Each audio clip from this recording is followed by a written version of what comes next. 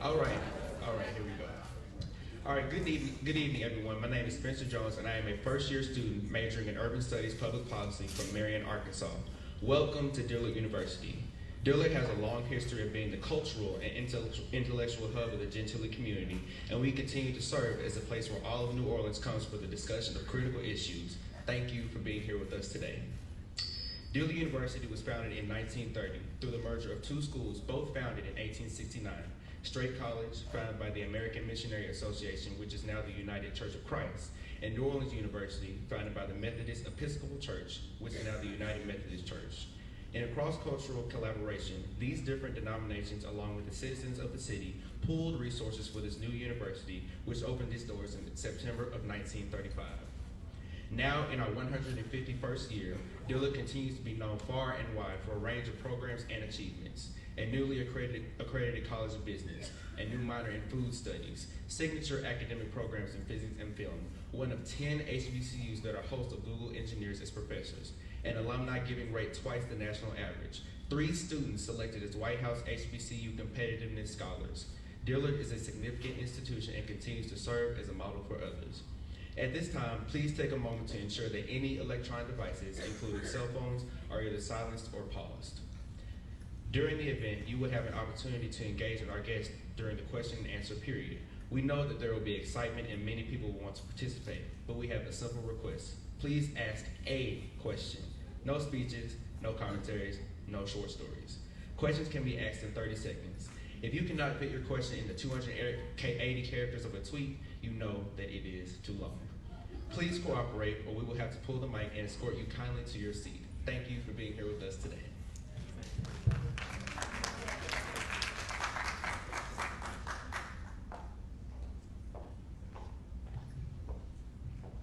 Good evening. My name is Kennedy Musgrave, and I'm a first-year student majoring in psychology from Nashville, Tennessee.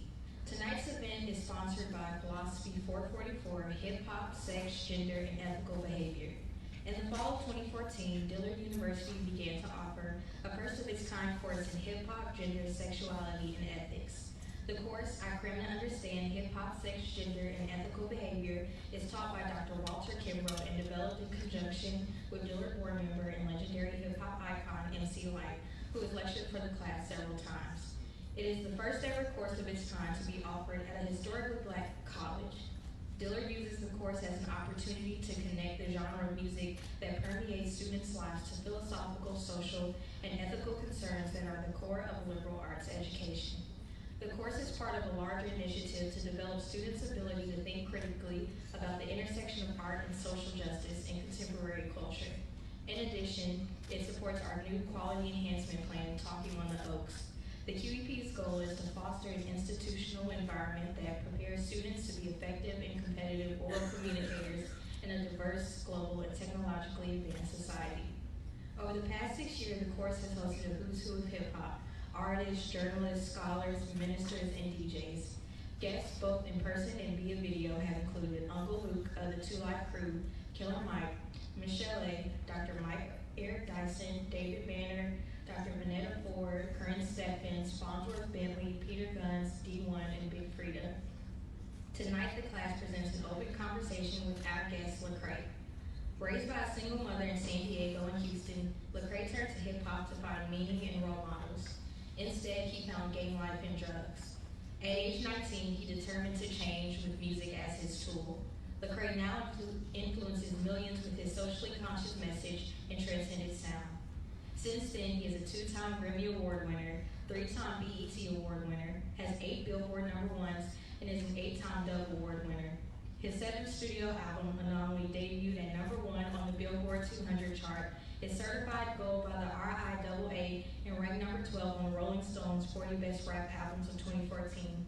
His 8th studio album, All Things Work Together, includes 2 RIAA gold certified singles, I'll Find You featuring Tori Kelly and Blessings featuring Ty Dolla $ign. A board member and co-chairman at Preparatory Academy in Atlanta, Georgia, Lecrae is a New York Times best-selling author for his memoir, Unashamed, which has sold over 100,000 copies. Please welcome the professor of the class, Dr. Walter Kimbrough, and our guest for the evening, Lecrae.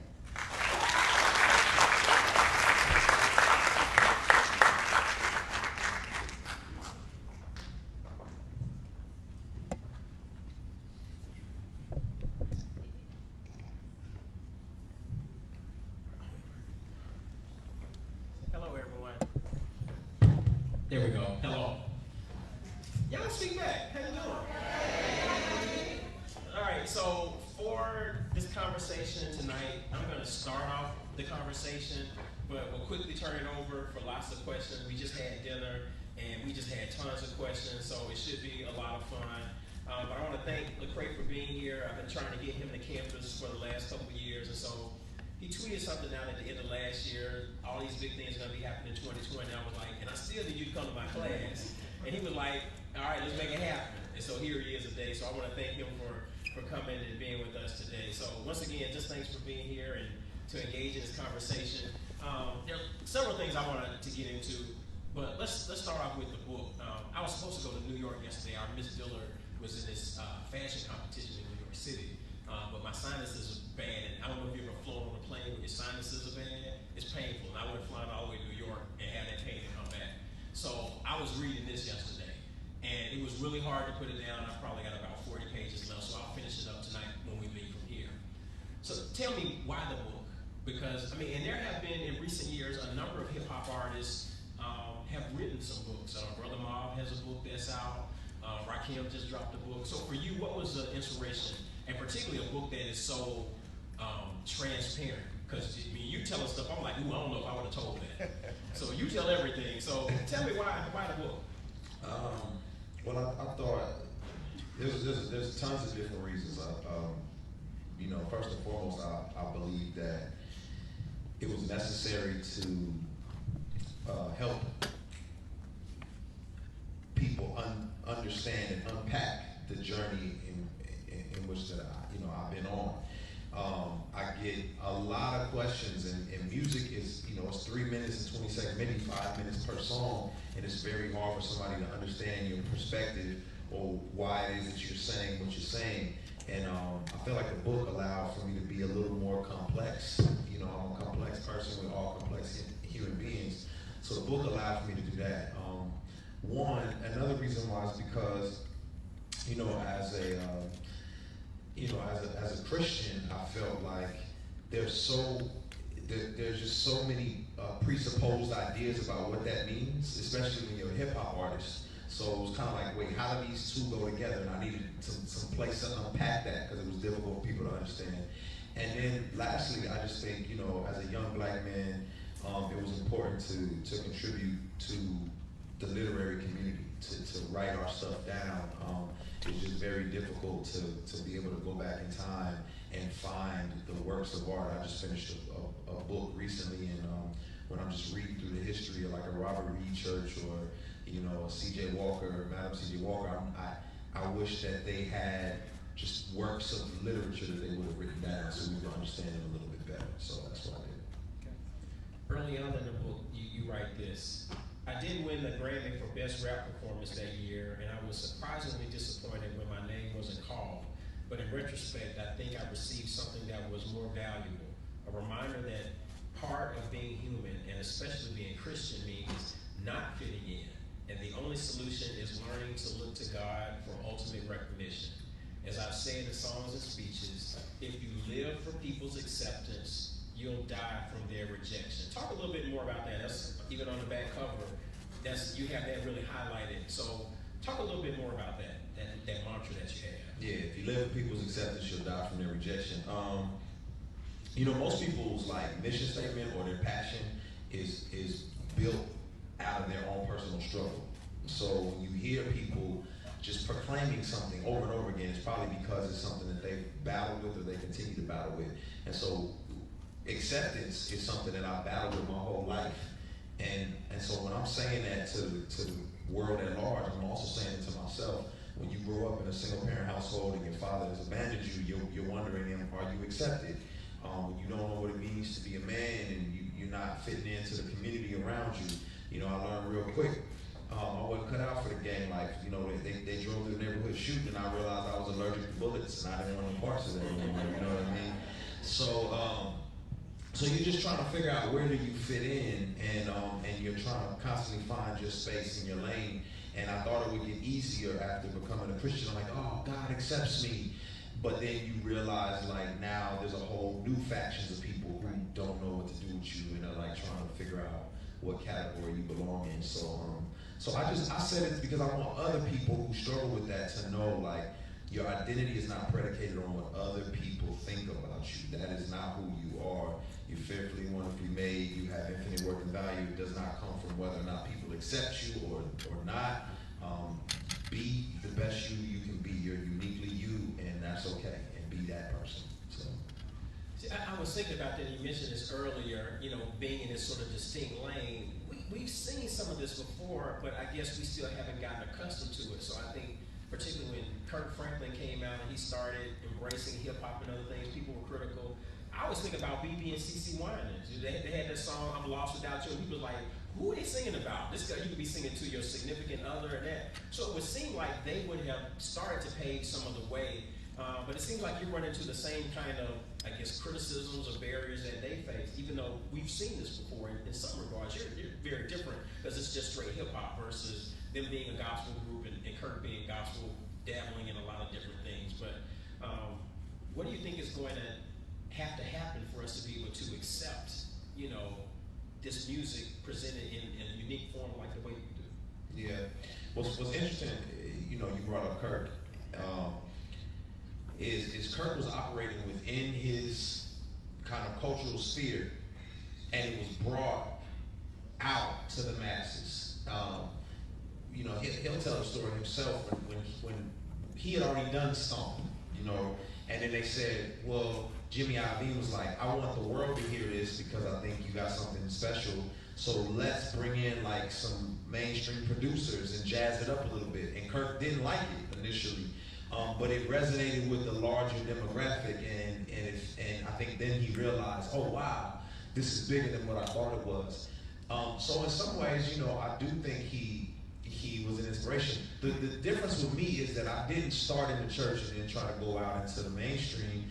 I'm a product of hip hop. I didn't grow up on gospel. I didn't grow up in church. I didn't know when to say amen, when to shout. So people who grew up in hip hop and just understood the culture saw something familiar with me. I always tell people, like, I didn't come from the greenhouse. I came from the jungle. I had to go back into the greenhouse to learn, the etiquette, the greenhouse etiquette, and then they released me back out into the jungle to tell people about what's going on in the greenhouse. So for me, I was never a church kid trying to fit in to hip hop. I was a hip hop kid trying to say, man, I found God, and I want to incorporate him in my content. And that's why I think I've been able to walk in some of the lanes that I've been able to walk in and have some of the friends that I've been able to have because they can see a piece of themselves in me. I just don't know. End of the day, when it comes to music, people want to feel like you belong to them. So everyone is co-opting you.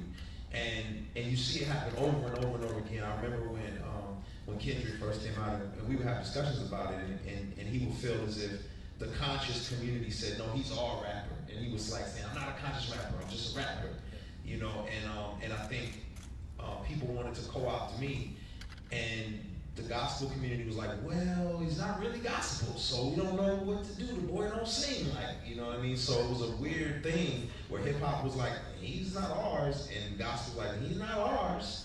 And so I was really in this unique space where I had to just do what was natural and authentic to me, and I think people gravitated to that over time. One of the things as part of this class, we look at hip hop, sex, gender, and ethical behavior. And hip hop presents a lot of these ethical dilemmas, if you will, particularly because, and you write about this a little bit in the book too, and I haven't got this part of the lecture yet in class, where we talk about the sacred, the secular, and even the profane. And you got this, you talked about intersectionality earlier. So you got all these things mixing together. So what's the difficulty for you to say, I'm a hip hop artist, but when most people think about hip hop today and as it's been commercialized, hip hop really says things that don't sound anything like you. It's about, hypermasculinity, it's about drug culture, it's about gang culture, it's about women. So how do you fit when you got this intersection, even though it's always been complicated? I mean, you got DMX who will cuss you out and then pray, so it's always been like that. So how do you make that work? Because you're in a really interesting genre that commercially has been defined as this. I mean, it's not like it was in the golden age when I was a college student. my two favorite groups were Public Enemy and the Two Live Crew, and they're diametrically opposed. I mean, you can't get, but they're very different messages. But we don't accept that as much today. So how do you make that work? Because people hear hip hop and they like, oh, he must be out there cussing women in the, I don't, you know. Yeah. That's. I mean, how do I make that work? That's a good question. It's tough. I'm not gonna lie to you. I'll be lying if it weren't many nights I wasn't depressed and crying, you know, because of the trials and the tribulations that I've had to face. I remember when I first kind of got started and was trying to walk the line between, you know, like you say, the secular and the sacred.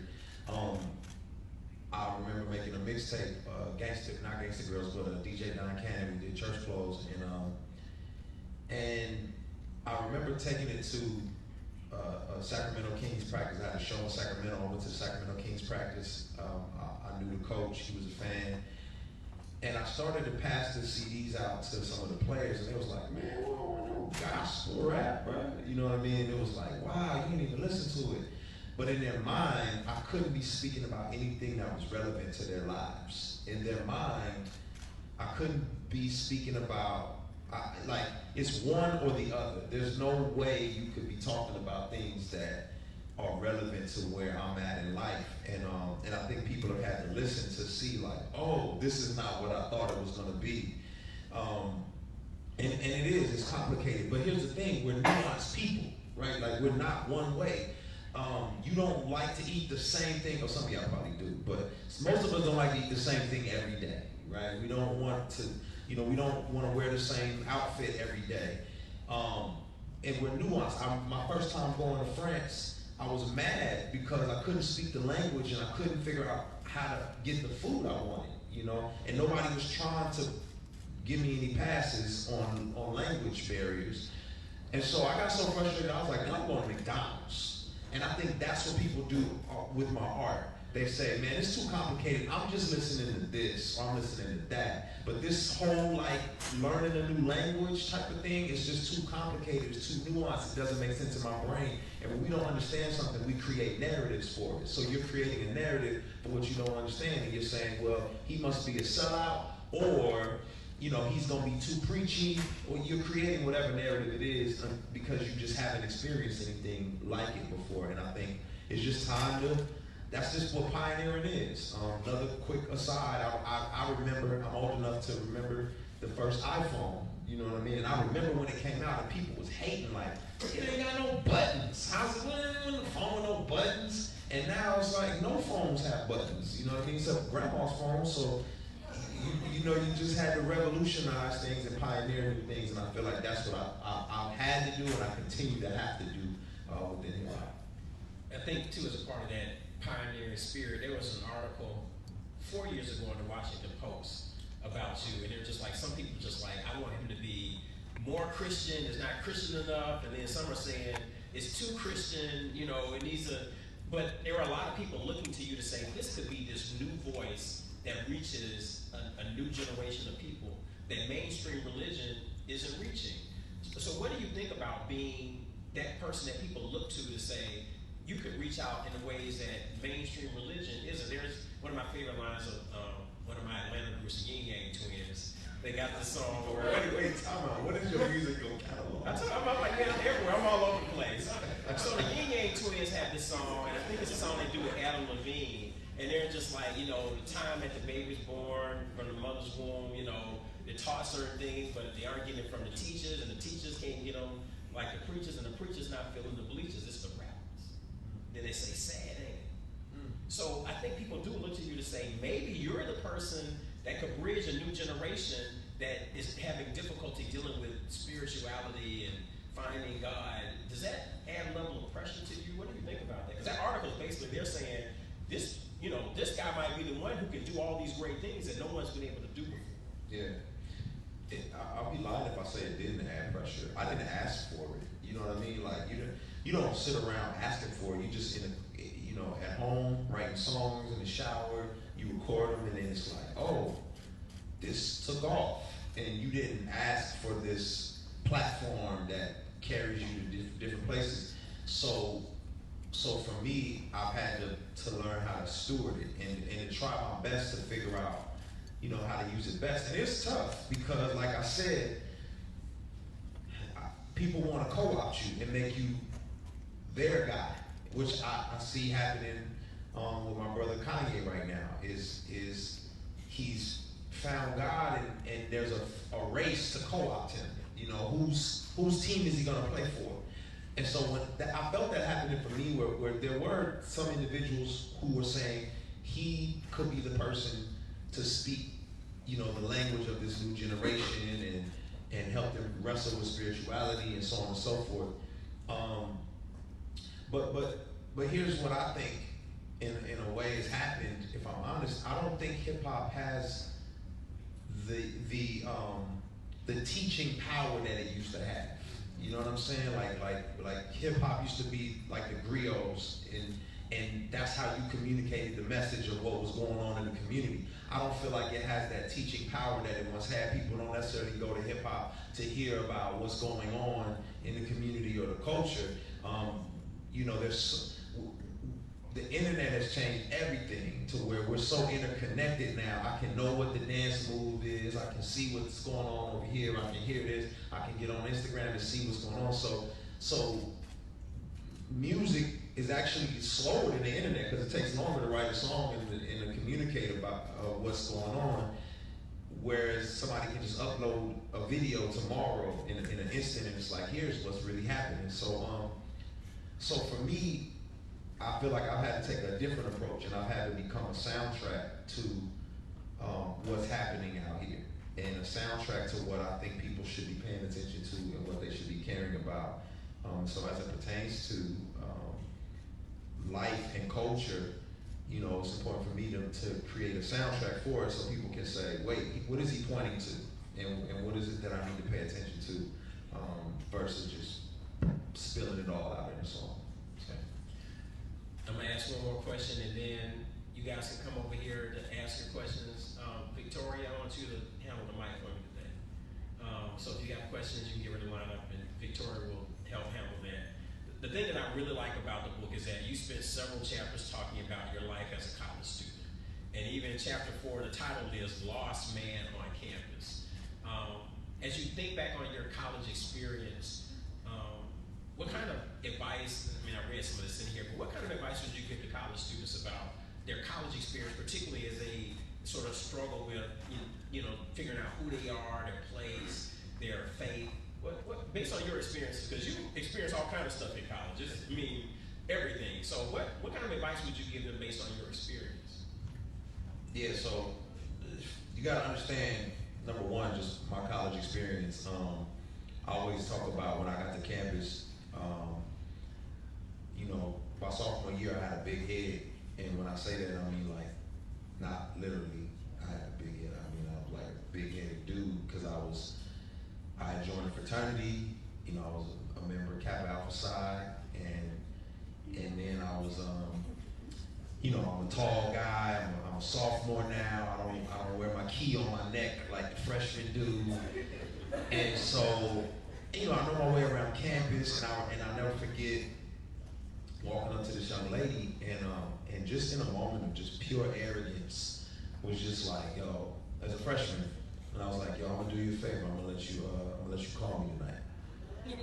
And I didn't think nothing was wrong with that. I didn't, you know what I'm saying? I had no, like, and it's just funny because it spoke to like how disoriented I was and how my values and priorities were just so all over the place. Because what did I really have going for me? I had a refrigerator up to my kneecaps in my room. You know, I could barely put gas in my car, but you give me a cane and you know, a hat with my letters on it, and it's like platinum jewelry. It's just a weird ecosystem, man. It was just strange. And so, you know, I just, you know, what it is it's like you're these adults who are like breaking out of this childish shell, and you're trying to like wrestle with being a full-grown adult and the pressures of life and financial aid and studying and books and classes, but then at the same time, you you still want to be young and a kid and do kid stuff and be irresponsible and stay up till 4 when you got an 8 o'clock class. It's just like, you know what I mean? It's just this weird thing where, and I don't even know, I feel like my frontal lobe wasn't, hindered from even grasping the wisdom that could have come my way. And so the best thing that could have ever happened for me was a radical obedience to Jesus. That was the best thing that could have ever happened to me, because that radical, like, and when I say that, I say that because my mother grew up under the influence of the Black Panthers. Like, my father was a drug addict, and so for me, I needed a sense of militancy to just really be on the mark, and that militancy gave me structure, and it pointed me in a direction that even if I didn't fully understand it all, I was making better decisions. You know what I'm saying? It was like, it's probably not a good idea to sleep with every girl on campus. And there's nothing to deter me from doing that except this radical militancy and affiliation with God. And so I'm not gonna do that anymore. It's just probably not a good idea to get so drunk that I fail my test tomorrow. And so a lot of it was, I could not become an authority until I submitted to authority. You know what I mean? And I think the struggle for a lot of college students is that they, we want to be authorities. I'm grown now, I'm an authority, but truthfully, we still need authorities. That's where we sit under professors and teachers and parents and wiser people so that we can become authorities from having sat under authority. So I just think it's okay in this season of your life as a college student. It's okay to submit to authorities. It's okay to say, I don't know. I don't have it figured out. And to relieve yourself of that pressure to have it all figured out because you were whatever you were, you got a scholarship, or you, whatever, it's okay to not know. And then the last thing I would just say is, I share this often, is if I took $100 bill, I crumpled it up, I spit on it, I stepped on it, I picked it up, and I told it, you are worth nothing. When I unraveled it, it's still worth $100. And probably from childhood to now may have spit on you, stepped on you, crumpled you up, told you you're not valuable, you may have failed some classes, you may feel like you shouldn't be here, or whatever it may be, but your worth and your value is not predicated on any of those particular things. And so, so it's important to remember that. It's important to remember that the fraternity or the grades or the prestigious school that you go to has no bearing on your identity, your worth, and your value. That you were given that intrinsically before when you came out the womb. So you don't have to earn that. It's already there. Just live out of the reality of it. That's what I'm saying. Yeah. All right, let's see who's got a question. Just come down to the front. Hey, it's Juria. So earlier we were talking about how the art is a reflection of the artist. And so one common topic that we had in class that we're trying to dive deeper in and analyze is whether or not the lyrics that are used or portrayed by artists, if those lyrics should be used in a court of law. So that's my question. Yeah, that gets really nuanced because it is art, and that's a good question. What's funny? I haven't really thought about that. I wouldn't want to be. I say where I'm at right now, as I think about that, as I process it, I think it's art, and I think it lives in that space where is it authentic testimony, or is it an expression of, is it a movie like Scarface, or is it a living, breathing audio testimony of somebody's life experiences, and I don't know how anyone will be able to authenticate either one. So because of that, I would struggle with those things being brought up in court. That's my high level thought on it. But because I'm a part of the culture and I know some of these people, I'm like, man, why are you saying this on song, on record? Like, what are you thinking about? The last thing I want to see is another person locked up in prison, especially because I know there's a lot of private prisons that are that record industry people invest in. And so that's the last thing that I want to see. But at the same time, I'm also like, man, like, especially if you left that life, like, what are you doing? Why are you talking about it as if it was a glorious thing? You know, I still haven't met a drug dealer, and I know plenty who is like, man, I love this lifestyle. You know, I just haven't met that person. So Just real quick before you go on, just a follow up. You remember early on in hip hop, we always talked about hip hop is about keeping it real, and so now we've sort of moved away from that, where it's just sort of like, I can tell these stories and act like I've done X, Y, and Z, and I'm not living anywhere near that. So does it cheapen hip hop? Are we just sold out as just commercial? I just say whatever I can because corporations want me to say this, so I'm just going to say this, and it's not about keeping it real. yeah, after the suburbs got a hold of hip hop, I don't know if keeping it real was a standard anymore. So. My name is Tiana Boston. Business major, music industry minor, and I'm a freshman. And being an artist with the EP out called Young World, how can I market myself and brand myself with this new environment that I'm in as an artist in college? You're off to a good start, because I heard that promotion.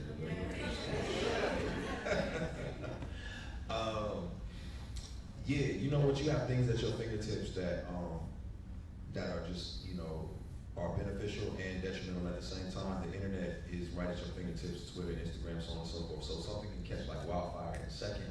The problem is there's so much traffic now. Yeah. And so it's like, however you stand out in the midst of that traffic. And I'm just a firm believer that the you know, the good stuff will rise to the top, no matter what. It's going because nobody can deny something that's quality. It's like if you taste somebody's cooking, you're gonna tell people about it. It's just inevitable when it's really good, and then they're gonna tell somebody, and eventually people are gonna come saying, "Can you do this? Can you do that?" Versus the flash in the pan, where, you know, I've been in the music industry so long, I've seen them all come and go. You know, I just seen them come and go, and the flash in the pan kind of like, you know, you rose to the top from a lot of self-promotion, and the quality of the music is not really that great. You're only gonna be here for so long. So I would say definitely work on the quality of the music, and then continue within your circles and your spheres of influence to just keep building, and people are gonna catch wind of that and feel like it's something exclusive that they gotta pay attention to. That's what I say.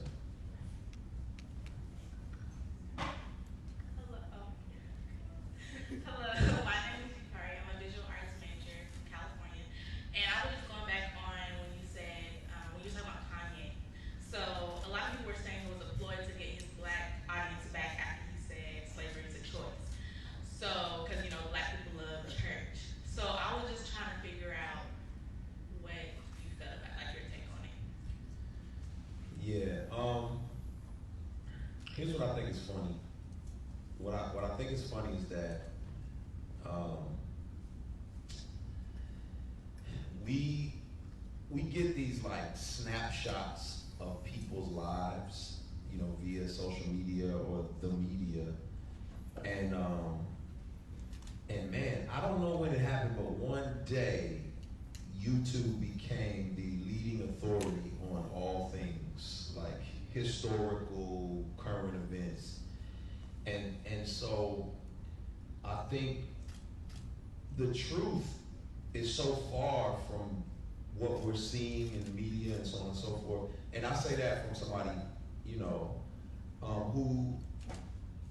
who's close and who runs in the same circles as Kanye, is that that's a real person wrestling with real things and making real mistakes. and saying things that he shouldn't say.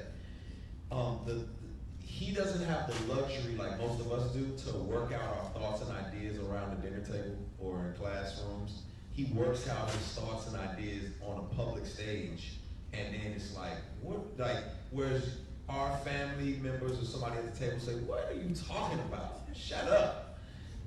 He said it, and it's on the news now, and so he can't even backtrack that, or he could, but he'd be just backtracking every day. So it's really tough for somebody like him. I don't believe it's a ploy to win the black audience back. Now, in me saying that, I will say this.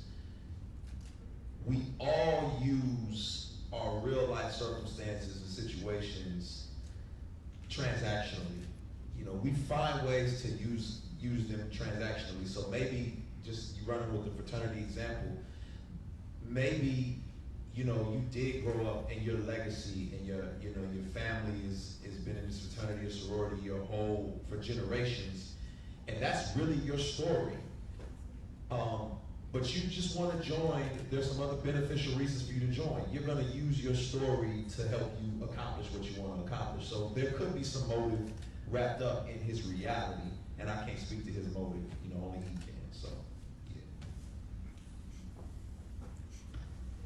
Hi, my name is Allie. I'm not a student here. I do full-time ministry, and youth ministries particularly. So when I started, the music was very pivotal. My friends and I started a nonprofit organization and a camp for inner city students. And God hit our hearts that we wanted our camp to look like heaven. But the thing we admire about you is that we noticed that you were able to get white kids to listen to your music and white kids to your concerts before our black kids to get into your music. So now we're struggling with trying to reach out to different churches that were from different ethnicities to come in our camp because they see majority African Americans, and we're just like, hey, we're a camp. So I just want to know if you had any advice or wisdom or anything that you did to see how you could reach multiple audiences to draw them to your craft. Wow, there's so much to say about that one. First, let me say this. It's very beautiful and precious that you have the minds and hearts of a bunch of African American students, and never take that for granted. Like, hold that near and dear to your heart. That's precious. And I say that because in my own experience, within the black church has had to overcome so many obstacles in bearing the load of the civil rights movement that it hasn't had the time and ability and financial infrastructure to create projects and pathways geared toward the youth as much as our white brothers and sisters have. And so it's something special when you're able to captivate them and focus on them. But in terms of diversifying and being diverse, I think for me, the diversity happened externally because it was happening internally. You know what I mean? So because I have friends from every race and ethnicity under the sun, it's just reflected in the way I move and who I talk to in my dealings and so on and so forth. And so if you look at the roster of my label, Reach Records, it's a reflection of that. There's white, there's Hispanic, there's black. It's all those representations because that's just who we are just in regular life. So it's making those extra steps in your own life to diversify. Yeah. Hi, good afternoon or good evening. My name is Julie. I'm not a student here. I have a 9-year-old daughter, Jordan, who knows every last one of your songs. First off, I want to say that. You were talking about being a part of fraternity, and I wanted to know your take on Christianity and fraternity and sorority from an undergraduate standpoint. I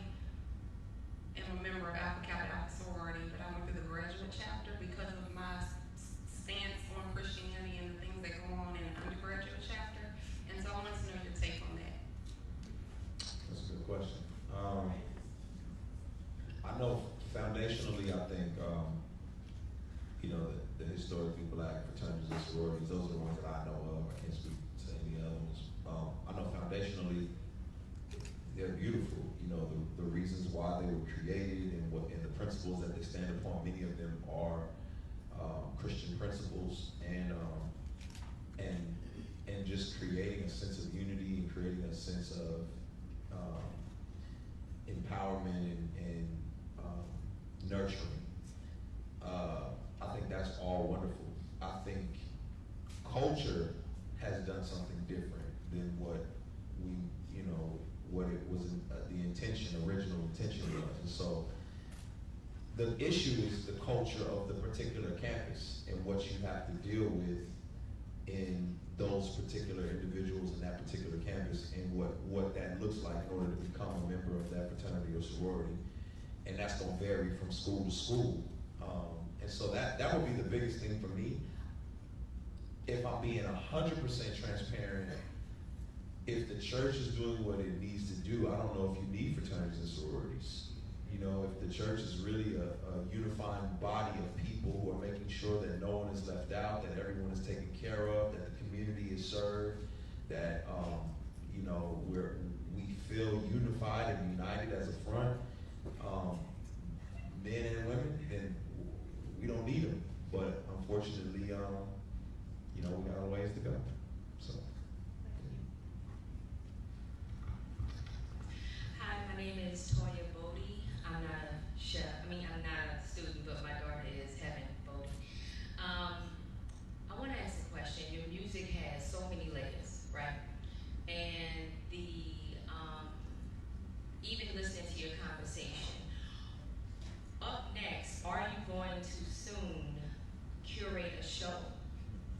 Maybe Netflix somebody, to even tap on to the subject of men having, emotions and real feelings and stuff like that too, like real issues, Are you gonna be doing that soon?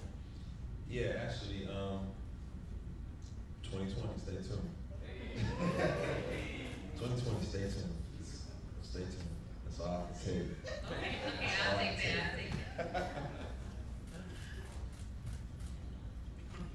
Hello, my name is Jeremy. Jeremy with a J. And I'm from the city, from Jackson, Mississippi, and I'm a sophomore, science major, computer science. And my question, really two questions. The first question is, when I first started listening to your music, the first song was, of course, All You Choose, which was pretty good. But the second one was like the Say I Won't.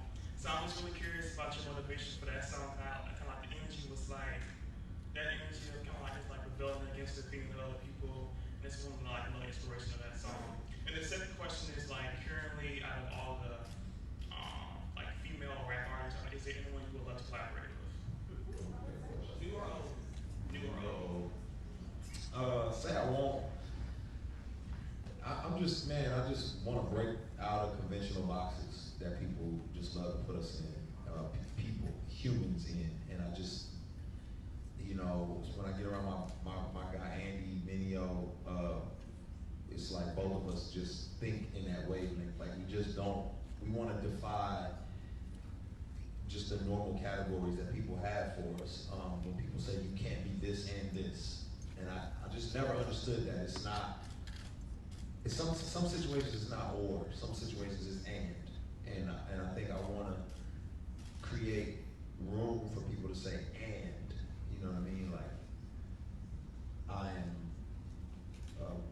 righteous and ratchet. It's not or. So I just, that's kind of how that song was birthed. It was just like, man, let's just create a category, like break out of a box, have some fun, and just make something fun. And then you asked, I forgot what it was. Did I answer your question? I think I did.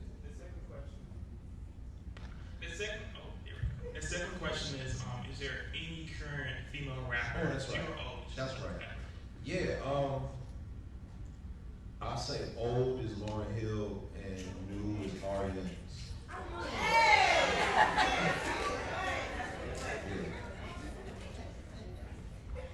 Hey, how you doing? My name is Fabian. I'm a musical performance major and I'm a freshman. My question for you was, what was the climax or the turning point that helped you realize that a change was necessary? in just in my life. Yeah, like in your life. I was wild, man. I'm just gonna tell. I was out there, bro. Like for real, people are like blown away. Like I was out there. Like you read my book.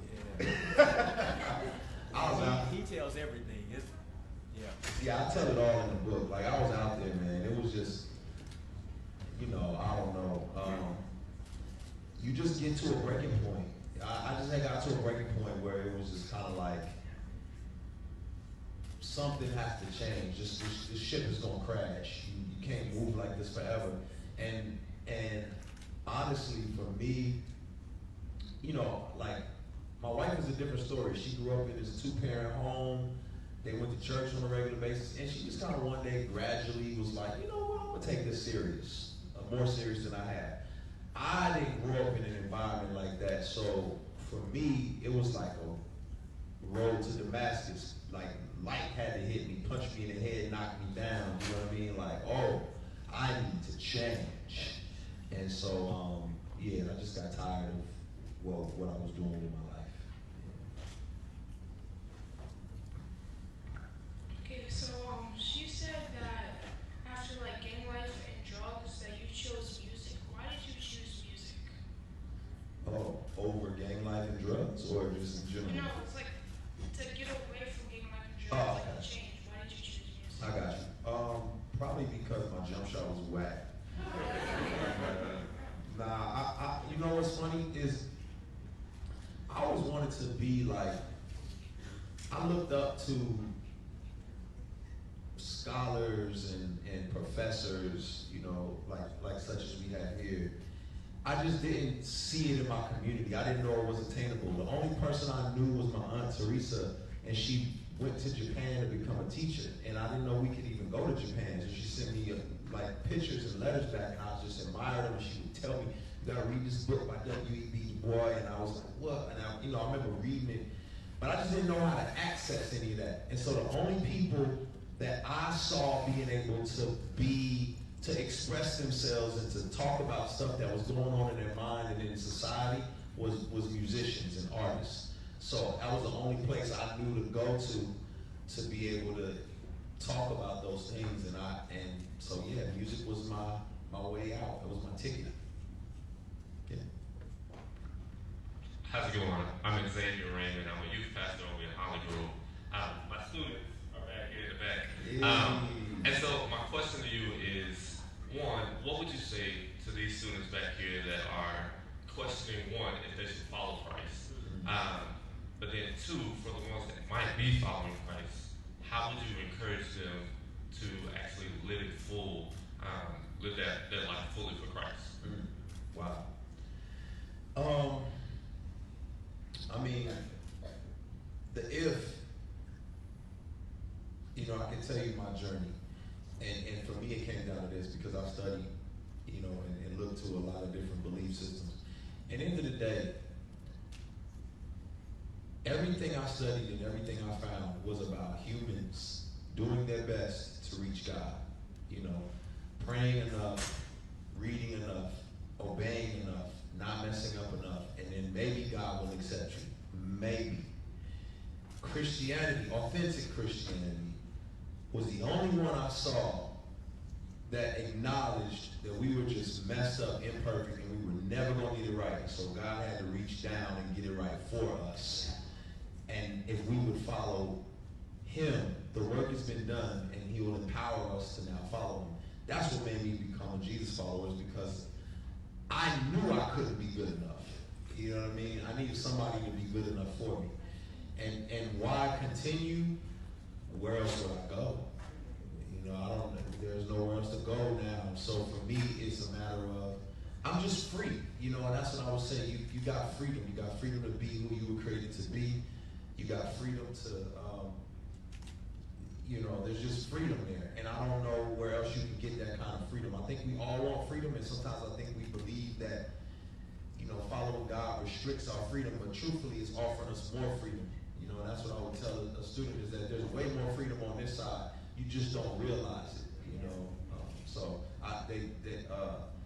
it's like, I guess us kids in the room, so I won't use that analogy. But even with my kids, I talk to my kids and they say, does heaven have chocolate? Because I can't imagine a place with no chocolate. And in their little mind, chocolate is the best thing ever. And I'm like, Or pizza. pizza. You know what I'm saying? It's like, there's nothing better than that. And I'm like, that's just because that's all you know. When you get exposed to some other stuff in life, you're going to be like, man, chocolate ain't nothing. You know what I mean? So there's just other things in life that'll make you say, oh, yeah, that I need that to be in heaven. You know what I'm saying? So I would just say, there's more freedom than you understand, so stay on that track. We're going to take these last four in line, so y'all will be the last four. Okay, hi, my name is Brianna Perkins. I am a criminal justice major with a minor in business admin. So my question is, when you're writing and making your music, what's your main inspiration? When I'm writing and making my music, I think my main inspiration is the people.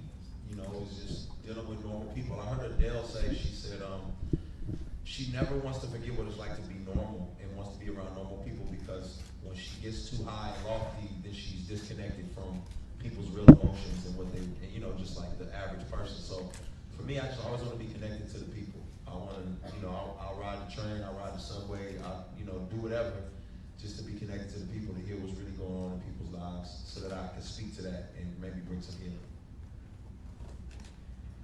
Okay, hey, Skyler. So in the Black community, like mental health, talking about it is considered a taboo, especially for Black men. And I know at dinner you mentioned about how you went to therapy. So what would be some things that you could say to other Black men in the room to encourage them to go as well? Yeah, I would say, man, it's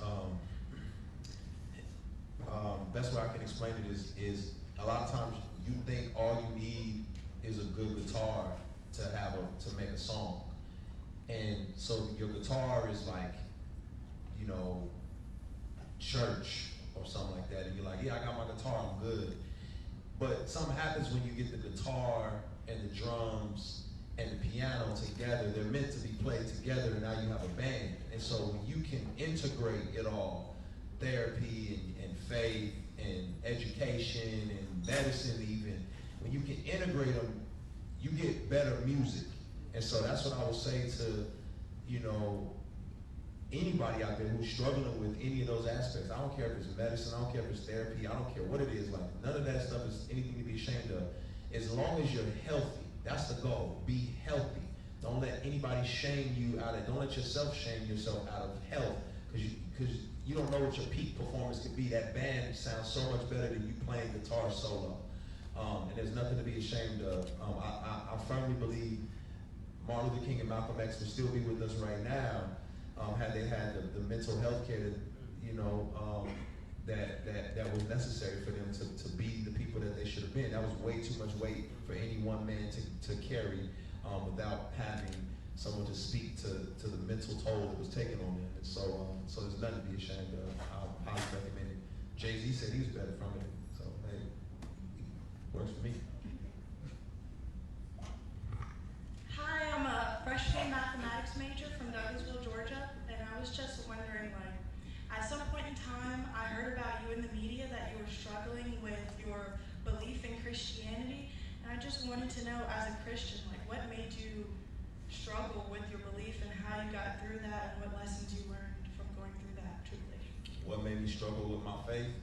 Christians.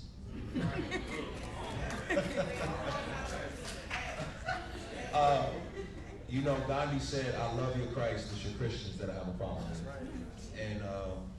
And I think I just forgot, or I didn't recognize or realize, oh, humans are humans no matter what they believe in. They're gonna be human. And so I had to keep my eyes on the perfect God and not be disenchanted by his imperfect people. Because they're always gonna fail you. They're always gonna disappoint you. There's always gonna be a pastor that's gonna be corrupt. There's always gonna be, you know, someone taking advantage, and the Christians judging people unjustly and unfairly. And then I just had to recognize and realize that is not the character of God. And that if they don't want to be that example, then let me try. You know, let me fight to be that example that people need. But we love to throw people away. We love to over-criticize. We love to judge. We love to sweep our mess under the rug. And I think if we can just start being authentic and human, and not, I think about Martin Luther King, and that man was human. It's time we humanize him. We deified him or demonized him. And that's what we do too often. We deify or demonize. We need to humanize people. We're all imperfect people in this room, and only God is perfect. And so once I recognize and realize that, people will let me down, but God is consistent, and sometimes he does amazing things through these inconsistent people. Life got better.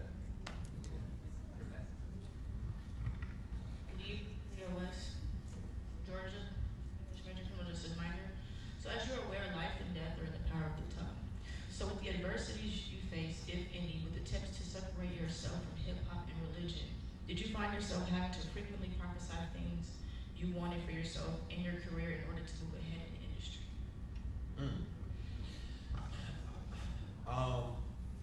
I definitely would, I think it was important for me to speak truth over myself, to speak things that I knew were true and to recite them. One of the things that I would always reference is Paul said that I pray that the depth, the width, and the height, and the love of God, that you would understand it. And I think when you can understand the depth, the width, and the height of God's love, it makes everything else a lot easier to navigate. And so for me, it wasn't just self-aggrandizement or narcissism, like I'm gonna be great, I'm gonna make it. It was more,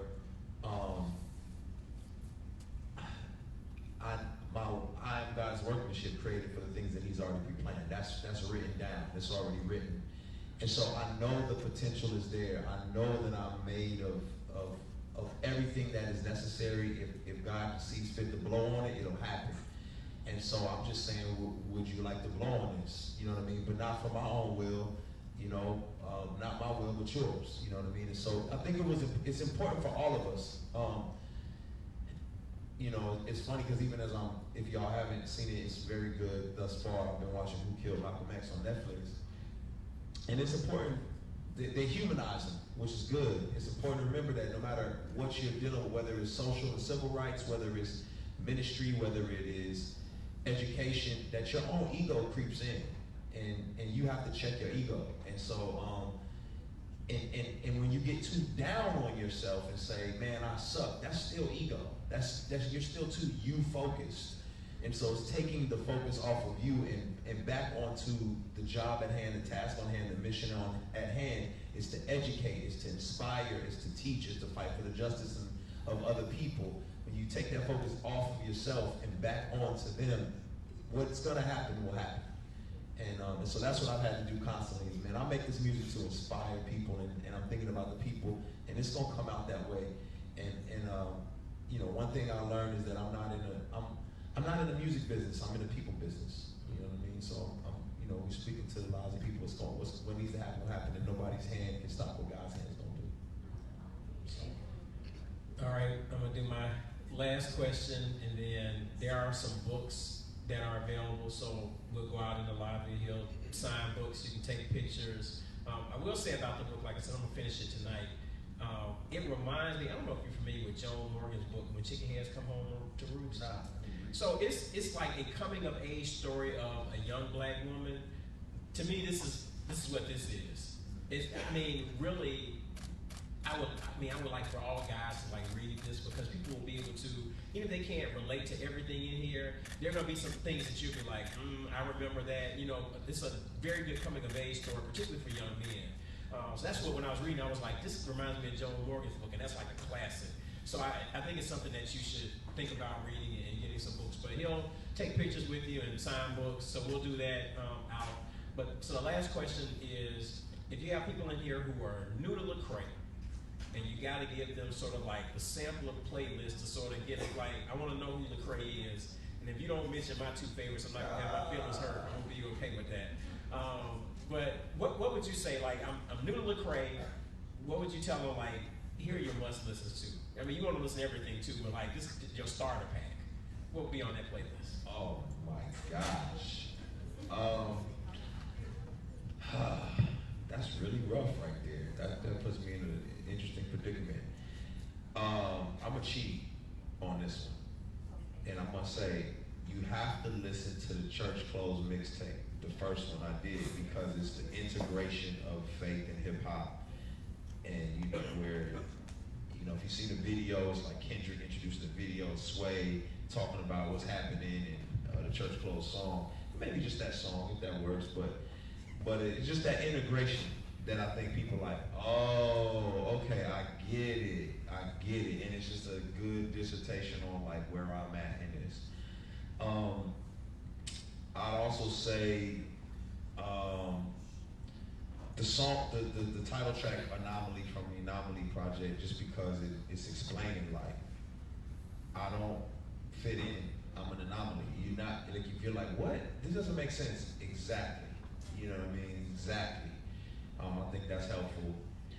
I'll probably say blessings because of it just speaks to the culture currently. It's just right on the nose of like where we are and what we're doing. And it's like, it's not me trying to teach you this lesson, it's me trying to walk with you through some life journeys. And then, man, I'm trying to think, there's too much music out here. Oh, Gravity, from the Gravity album. Yeah, probably Gravity, because that's me in a nutshell. So that's that. They put me on the spot. I didn't think about it. I probably missed something. All right, that's good. All right, Y'all give it up for Lecrae.